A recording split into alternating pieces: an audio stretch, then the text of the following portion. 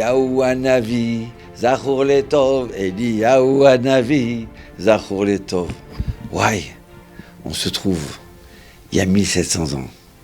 Rabbi Yehuda Akadosh, c'est lui qui a compilé la Mishnah. Et voilà qu'un jour, Eliyahu Hanavi, il se présente à lui. Ouais. La joie de Rabbi Yehuda Akadosh. Ils s'assoient, ils étudient ensemble. Mais il pleurait de joie. Et tous les matins, il venait. Tous les matins, Rabbi Yehuda Hanassi, il avait la chance d'étudier avec Eliyahu Hanavi. Alors écoutez bien. Et voilà qu'un matin, Rosh Chodesh, il n'est pas venu. Mais il dit, où c'est qu'il est, Eliyahu Hanavi? Ouais, peut-être que j'ai fauté. Peut-être que j'ai pas mérité. Peut-être que je me suis énervé. C'est pour ça qu'il vient pas. Et voilà qu'il arrive tard dans la matinée. Ah, Eliyahu. Oui, Rabbi. Comment ça se fait que tu es en retard? J'ai fauté. J'ai pas mérité. Il dit non, Chas v'Shalom, pas du tout. Mon cher Rabbi Yehuda Hanassi, à Rosh Chodesh, je suis occupé. Ah bon? Occupé de quoi?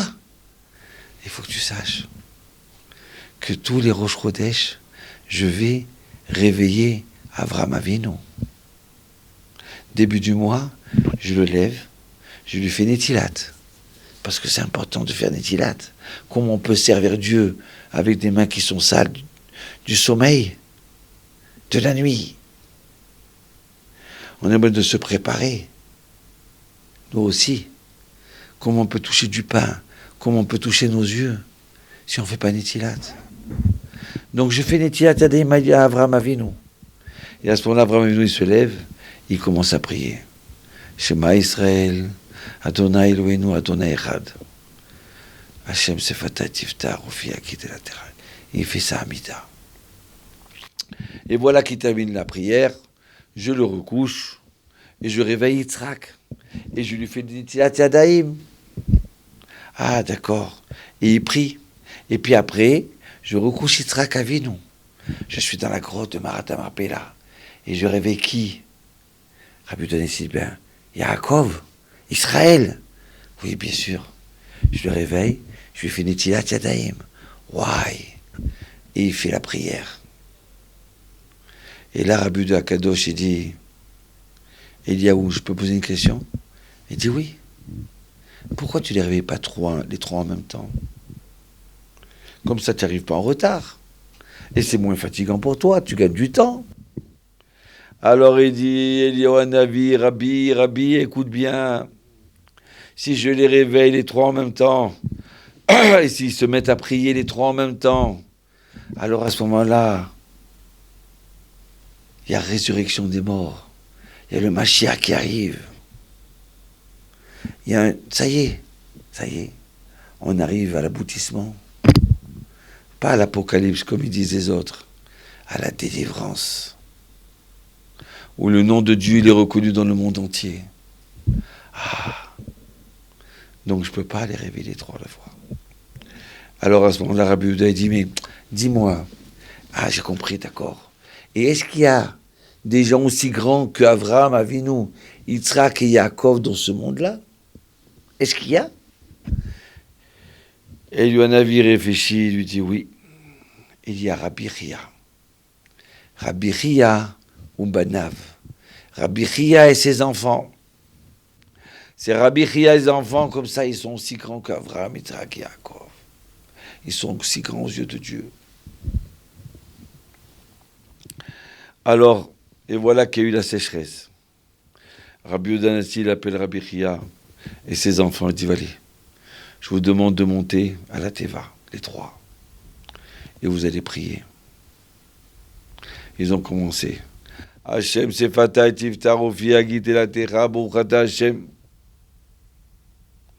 Et à ce moment-là, ils disent, Mashiva Roar, que souffle le vent. Et là, il y a un vent énorme, un mistral qui souffle et qui souffle.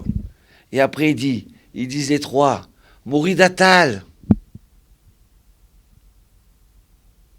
ou Morida Geshem, et que tu fasses descendre la pluie. Mon Dieu, tu descends la pluie.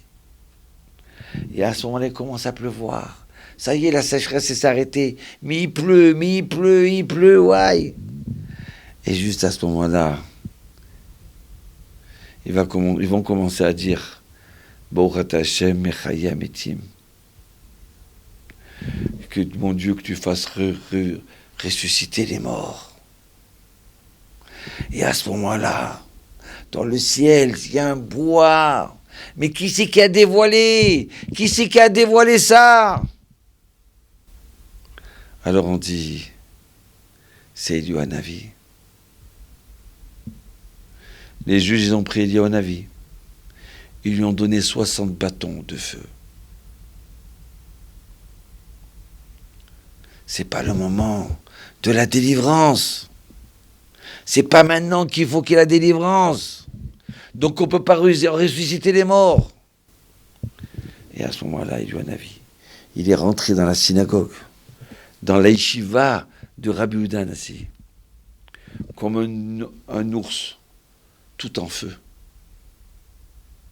Ils ont tellement eu peur, Rabbi Chia et les deux enfants, que juste quand ils allaient dire Baruch Hashem Mechaya Mitim, c'est quoi ça?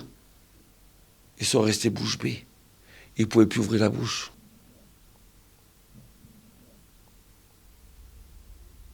Ils ont compris qu'ils n'avaient pas le droit. Rabbi Yehuda Hanassi a dit arrêtez-vous.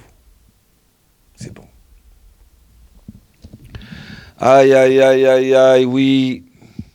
Si les enfants de Rabbi Chia, avec Rabbi Chia, ils avaient prié, il y aurait eu la résurrection des morts.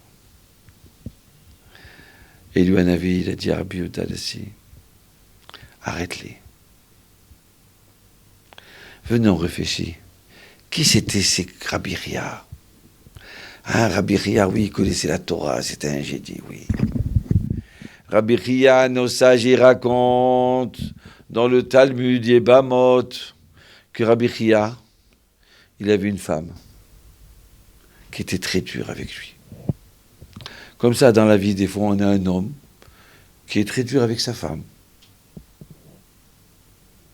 Des fois, on a une femme qui est très dure avec son mari. Peut-être qu'elle était... elle avait un complexe, peut-être un problème. Et Rabbi Chia, chaque fois qu'il revenait de la yeshiva, il achetait un petit cadeau. Il lui achetait un petit cadeau. Et là, son neveu, il dit, Rabbi, je ne comprends pas. Tu as une femme qui est irascible. Je ne veux pas mêler, hein, mais je veux juste apprendre la Torah. Comment tu as une femme tellement dure? Et toi, chaque fois que tu rentres à la maison, tu t'arrêtes au magasin et tu lui achètes un cadeau. Waouh! Écoutez ça. Rabbi Chia dit, il suffit qu'elle s'occupe de mes enfants. D'accord? Et que j'ai une épouse à la maison, je ne reste pas tout seul dans la vie. Ça suffit pour que je lui fasse tous les cadeaux de la terre. Ouais, vous entendez ça? Rabbi Chia, au lieu de se plaindre, j'ai pas de chance, chaque chose que je fais, elle est jamais contente, chaque fois il critique, tous les gens à la yeshiva, ils me respectent, hein, ils me vénèrent, et je rentre chez moi, je suis comme une sorte d'un chiffon. Rien du tout. Personne. Comment c'est possible? Non, Rabbi Chia, il n'est pas dans cette route-là. Rabbi Chia, il dit, je suis marié grâce à Dieu. Pour Hachem. J'ai des enfants grâce à elle. Ouais. Et elle s'occupe d'éduquer mes enfants. Mais je suis l'homme le plus heureux au monde. Vous comprenez? Donc voilà. Écoutez bien. C'est pour ça que Rabbi Chia, il était à la grandeur d'Avraham Avinu. Et les enfants de Rabbi Chia, qu'ils ont vu son père se sacrifier, leur père se sacrifier, ils ont vu leur père comment il se comportait. Eh bien, ils étaient aussi grands que Yitzhak et de Yaakov. comprenez? C'est pas merveilleux ça. Il y a d'autres personnes, écoutez, d'autres personnes qui auraient pleuré sur sa situation. Et de là, qu'est-ce qui va sortir? Des enfants qui vont être pas à leur place dans leur tête. Des problèmes psychiatriques, des problèmes de tête. Non, ils voient leur papa comme un héros. C'est ça qu'Hachem il a voulu pour moi? Eh bien tant mieux, qu'est-ce qu'il y a? L'essentiel c'est qu'elle s'occupe de mes enfants, tant mieux. Mais je ne vais pas casser la maison, je ne vais pas me disputer tout le temps, la guerre dans la maison, non. Regardez bien, juste comme ça, c'est comme ça qu'ils ont eu les meilleurs enfants au monde. Des enfants comme Yitzhak et Yaakov. Ah, Eliyahu Navi, merci de nous avoir dévoilé des grands hommes comme ça. Des gens, tout à Rabba Eliyahu.